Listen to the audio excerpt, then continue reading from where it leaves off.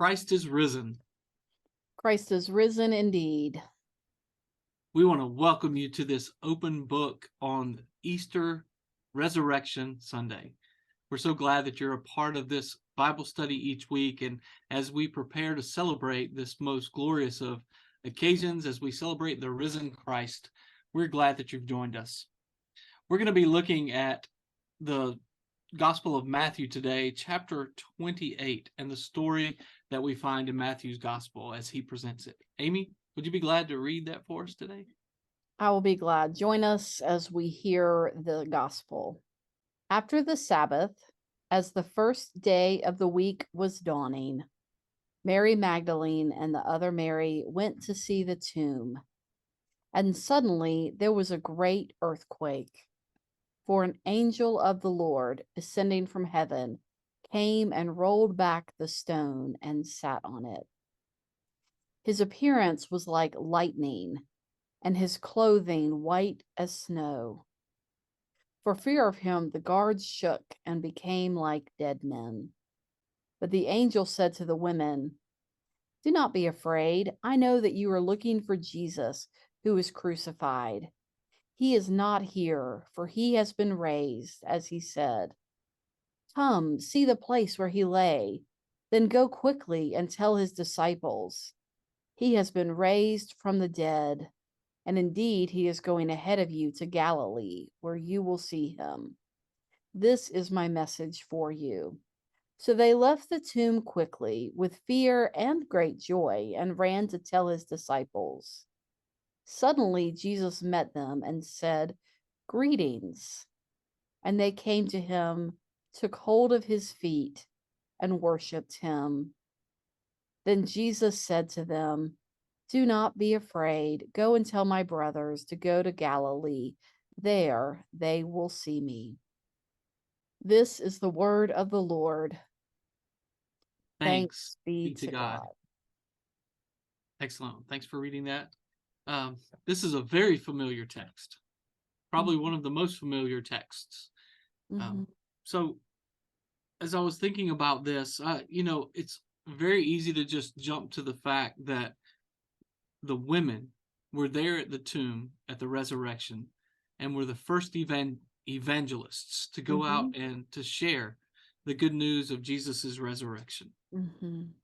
And it says, see if I can find it again. They left the tomb quickly with fear and great joy. I loved that too. Great collection of feelings going on. So when you were reading this, Amy, what stood out to you? Well, the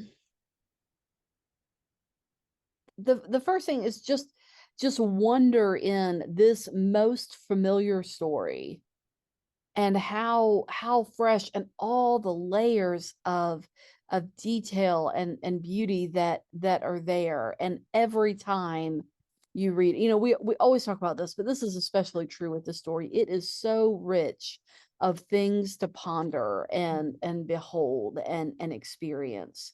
And for me today, it was really, um I really thought about the senses, the earthquake, the bright, his clothes was like lightning. I mean, what they heard, what they saw, what they felt. Um, and even kind of entered to a point of feeling, the dirt along the ground as they were walking to and running from. And then even embodied even deeper that they left the tomb quickly with fear and great joy. Just the combination of these two really powerful emotions just kind of in them. So just the senses of feeling both emotionally and physically, of those who were present, the guards who were overwhelmed and passed out, and the just all of it, and the women falling and touching his feet. um so I'm just really thinking about those just the experience. Yeah, it's hard for me not to find the guards passing out a bit comical. Yeah. Every time I think about it, it's like the women are there, but the guards they they pass out because this is so beyond Mm-hmm. their expectation, beyond what Mm-hmm. they thought could happen, to experience an angel. And they're passed out when the angel says to the women, "Don't be afraid." Yeah. Well, and the different experience as well of, their charge was to make sure that nothing happened, and all of a sudden Mhm. something happened, and oh, we are going to get in so much trouble, and Yes. and we don't understand, and who is this, and what has happened, and oh, and just the weight of it, if or if you can just think of a time that you were ever in charge of something and it didn't go well, and all of a sudden it just, yeah, kind of getting caught in the middle. Yeah, exactly. And also, and the experience with Jesus, this was not somebody that they knew. We don't, perhaps they, Yeah. we don't know how much or how little they heard of him, but we do know their relationship with Jesus was significantly different than the Marys and the Mhm. women who had spent Mhm. a lot of time and were Jesus's friends and knew him and had a sense of who he was, and had a really good sense of, you just never know what's going to happen when you spend time with Jesus. Yeah. um so this may have been their first encounter, or maybe they had heard tale, but this was their first, Yeah. so. So if you go throughout Matthew's gospel, and really many of the other gospels, Jesus is always telling his disciples, especially in these latter days, that this is what's going to happen. There's a sense that Jesus has already told the disciples and the women and everybody, um, to expect the unexpected. And yet, when the crucifixion happens, everybody's just so sad, because Mhm, it is nearly impossible to expect resurrection. mhm, And I love this idea that the guards are surprised, the women are surprised, later the men are surprised. Everybody's, and even even though those who had been Jesus, there with yeah, Lazarus, and yes, they've so, seen so like, I've much. shown you what is possible. Yes. And it just seems like everything that had just fallen away, all the hopes and dreams that had died with Jesus at crucifixion, have now been restored. Mhm, And it's it's more than they could have hoped for. It's more than they could have even believed. But now they experience it firsthand. mhm. So it's very cool. Yeah, yeah. I like the phrase too. Um, I mean, there's a little proof here. Don't be afraid. Come see where he was laid, and then go quickly tell the disciples. And then there's a phrase that says, "Indeed, he is going ahead of you." And I like that Mhm, phrase too. There mhm, you will see him. So this idea that the raised Jesus just doesn't wait around either. He's going into the future to make things, to deepen relationships, to reconcile with those who have been, um, confused and downcast and all of the things. We don't yeah. have it in here, but I jump to John always and say, as Jesus forgives Peter, Mhm, and all the things that we have in the other gospels of Jesus going and appearing to other people and giving them hope. mhm. But it begins with the women who were Yeah. faithful in and were there at the crucifixion, and were there hoping to bury the body, or to give it a Mhm. proper burial. Right. Mm. Yeah, and I'm also taken by, we kind of merge all of the stories together Yeah, into so different. one.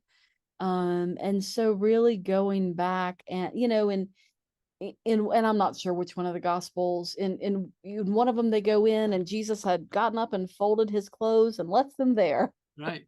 And and um and And so the angel's different a ones. boy at one point, or the boy is an angel. Yeah, it gets a little. There are multiple angels in Yeah, one yeah, and this, it account. was there there's not there's an earthquake, Yeah, and then an angel, and the angel rolled back the stone and just sat on it, and it's just Jesus disappeared. So we don't know kind of when and how. It's just all of a sudden he's going ahead of you and he will meet you. in Galilee, and then met them there on the road. But just this mystery of kind of this um just this where and how did resurrection happen, and what did that look like, as someone who's approaching this logically, which this is not a logical story. No, it's not.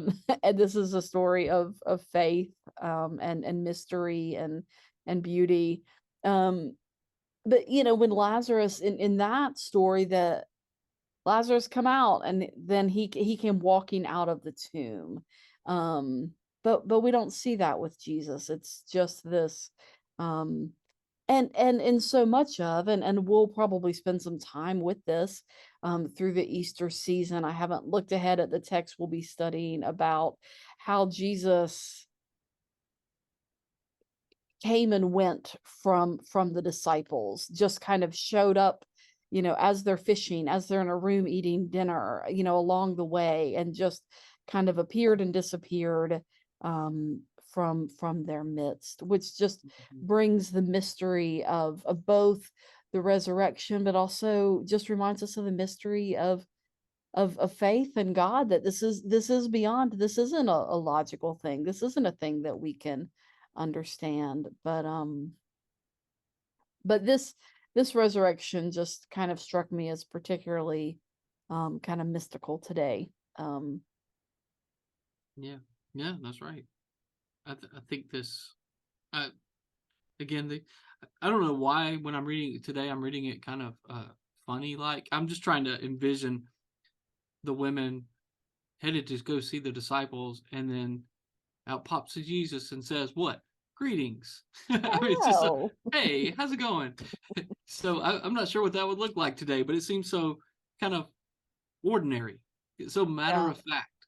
yes, I mean, again, there are other stories where we have Jesus, Mary mistakes him for the gardener, yeah, and then he calls out her name, and that's when she recognizes hmm, Jesus because she's so distraught with grief. But yeah, here, who knows what's going on?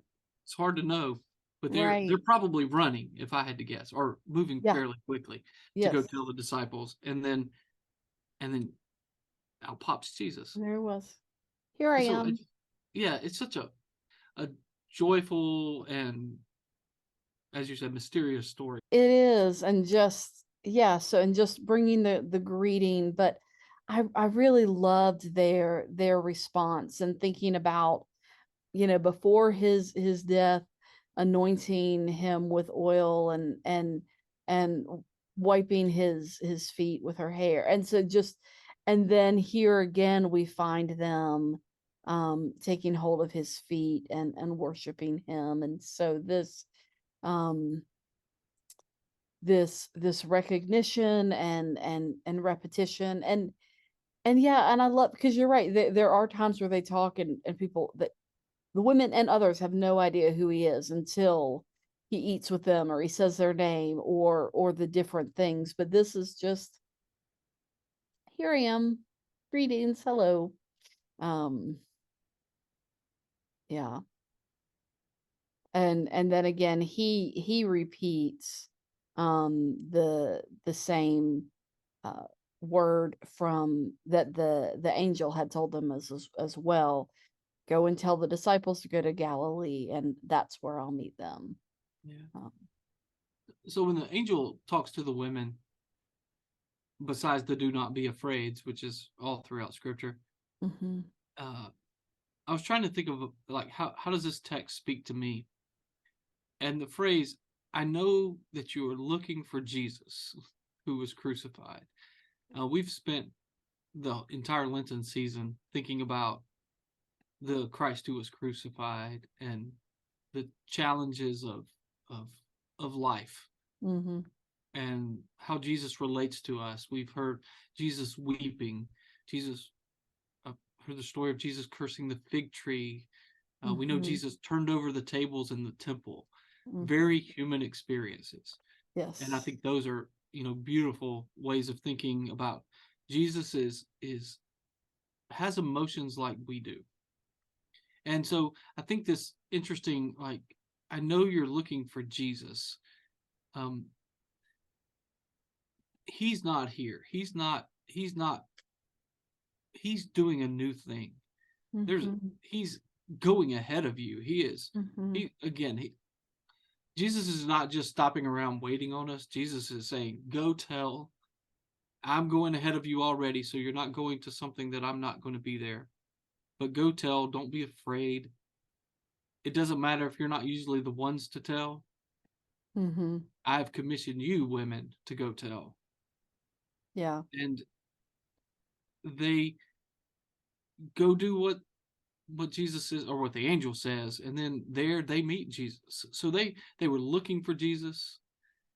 When they realized Jesus had already gone ahead of them, they moved forward with great joy, maybe a little fear, and that's where they met Jesus. If they had just stood at the tomb and wondered what was going on and not listened to the message and really said, well, this is not what we expected, Yeah. then what would have happened if the women had not told?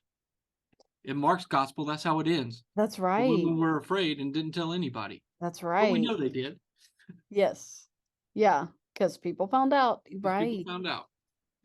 And so that's a fascinating. I don't know. I find that I want to know, like, where am I looking for Jesus? And is Jesus Yeah. already out ahead of me and I'm just kind of Mhm. stuck or trying to figure out how to tell people what happened, or I don't know. Right. Right. I think, and I think there are two questions that calls up, and you named both of them. Both, where and how do I encounter Christ? Hmm. Um, Yeah. where am I finding him? Hmm. Where am I missing him? Where am I waiting for him? But also, and this is an important part, how and who am I telling? Hmm. Um, and how does my life and how do my words proclaim and come and meet him here? Um, and invite others to tell the story.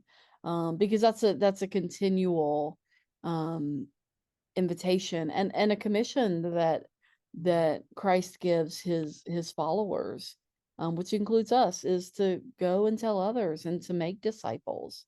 Yeah. Um, so yeah. So this feels like a day of celebration. Hmm. Um, I do believe it is important to spend the days of Lent thinking about, what separates us from Christ. What do we need to let go of? What do we need to take on to Hmm. connect us? And only Hmm. when we experience some of the challenges and difficulties are we able to relate to the Jesus who was crucified. And Yeah. only when we can do that are we able to fully celebrate the Right. resurrection, because it's so amazing and it's kind of hard to get our minds around it. Hmm. Um, but if we just live in the resurrection all the time, which we do, I understand that we do. Right. Um, Sometimes we can. I come into work every day and I look at the mountains every day, and they're absolutely beautiful. And some days I don't notice Mm. them until I've been somewhere that's kind of a Yeah. little more sparse. And then you Yeah. come back into them, or even if you go to the beach, which is beautiful, but you come Hmm. back into the mountains and you're like, Hmm. wow, that's amazing. Yeah. Um, so sometimes we have to step away in order to fully appreciate. Yeah. That that is true. That is true. Hmm. Um, so how can we celebrate Easter All right. as Well, followers I'm today? going to give my every year kind of speech, my Great. soapbox. I don't know where it is, but I'll pretend like I'm standing on my soapbox. Great. Easter cannot be relegated to one day on the calendar. Hmm. We all love to dress up and hunt Easter eggs and celebrate resurrection and have time with our families at Easter. And then one of the lowest attended worship services of the year is the Sunday after Christmas. I mean, after After Easter. Easter. Yeah. So, how quickly we forget resurrection. Yeah. And I think even in the church year, Easter is a season of 50 days Hmm. called the Great 50 Days. And it's a time where we can just celebrate and remember and give thanks and be joyful and recognize how grateful we are Mm-hmm. for the love that Christ showed us and proven true in resurrection. But we forget so quickly. So I think my challenge in celebrating resurrection is recognizing it is an ongoing thing. It's not just a holiday, Mm-hmm. it's a everyday. Right, right. And it's a day that calls us to worship and calls us Mm-hmm. to um and and every and I really appreciate that reminder every Sunday. Lent is 40 days. But if you count from Ash Wednesday to Easter, it's not 40 days because Sundays don't count. Because every Sunday is a little Easter. Every Sunday, Yes. the reason why we gather as Christians and followers of Christ is to celebrate the risen Christ and that we worship a Mm-hmm. living Lord, and that's what calls us to worship and community and to this life of faith um and to all the things. So yeah, and then staying, and especially this season leading after the great 50 days, which ends with Pentecost, which is Yeah. a celebration of the formation of the church, which calls us even deeper into to doing and sharing this life of faith together with our community of faith, and on and on and on, and week after week and season after season, we are called um, to to to tell the good news, and to tell the stories of Christ and his coming and his death and his resurrection and his great love for all the people. Yeah. This is good. This was I good. don't know that we need to say a lot more. I No, think, no. and I feel like I have a tendency to pull out Greek words and think about, how do we nitpick a verse or think about other things. But for this verse today, it just feels like take a deep breath, enjoy, celebrate, Mm-hmm. um, let go of all the things that distract us from being Yeah. present with one another and with God, and Mm-hmm. remember it's something that we can live every day of our lives. We don't just have to limit the resurrection. We need to, as Wendell Berry says, practice resurrection. Absolutely. Absolutely. And remembering wherever we are on the journey, that the resurrection is coming, Mm-hmm. and resurrection is here, and that gives meaning and purpose and hope um to our journey along the way. So we're grateful that you have joined us today. We really look forward to celebrating Easter together this Yes. Sunday and next, and the one after that too. That's right. Um, and as you go in peace. Go in peace.